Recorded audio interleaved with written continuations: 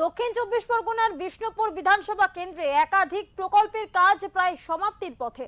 দীর্ঘ 5 বছরে রাস্তাঘাট, পানীয় জল, আইসিডিএস সেন্টার, প্রাইমারি স্কুল থেকে শুরু করে মাধ্যমিক ও উচ্চ মাধ্যমিক স্তরের সমস্ত স্কুলগুলিকে উন্নয়নের পাশাপাশি মানুষের চাহিদা ছিল বারুইপুর থেকে আমতলা দীর্ঘ 18 কিলোমিটার রাজ্য সড়ক পথের।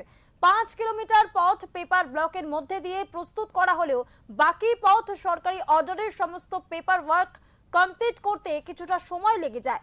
সাধারণ মানুষের দাবি ছিল পিচের রাস্তা নয়, পেপার ব্লকের রাস্তা করে দিতে হবে। এর ফলে রাস্তার দীর্ঘমেয়াদী অনেকটাই বাড়বে, কারণ পিচের রাস্তা 1 বছরের মধ্যেই বর্ষার বৃষ্টি কিংবা সাধারণ বৃষ্টিতে নষ্ট হয়ে যেতে পারে।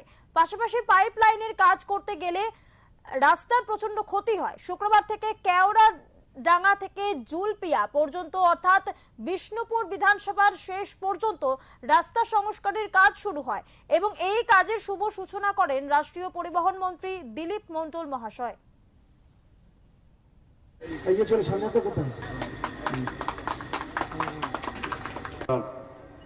26 সনের এই সুন্দর সকালে আমরা আশা ভবনের সামনে উপস্থিত হয়েছি। এই রাস্তাটা আপাতত 2.5 কিলোমিটার পেপার ব্লক হবে, সেটা 5,87,00,000 সামথিং। দুটো পার্টে দেওয়া আছে, 2,90,00,000, 2,97,00,000 এইভাবে। আর তারপরে আরো যে 2.5 কিলোমিটারের মতন সেটা প্যাচ আপ, সেটাও প্রায় হিসেব মতন 65 লাখের মধ্যে, মানে টোটাল আমাদের 6.5 কোটির মতন টাকায় এই কাজটা হচ্ছে। দীর্ঘদিন ধরে আমরা বলে বলে আসছিলাম, আমাদের মাননীয় সাংসদ অভিষেক বন্দ্যোপাধ্যায়ের চেষ্টা এবং আমাদের প্রচেষ্টা, আমাদের এখানে দাবি, মানুষের যেটা দাবি ছিল অনেক দিন ধরে করে করে, তবে এটা আমরা করতে পেরেছি।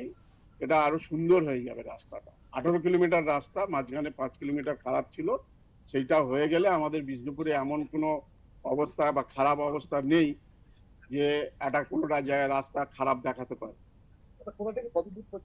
এটা আশা ভবন থেকে আর ওদিকে নয়া রাস্তা পার করে আরো চলে যাবে, গিয়ে মেথুর মোড় পার হয়ে যাবে, আরো পুরো বলাকালীর কাছাকাছি এটা কমপ্লিট হবে।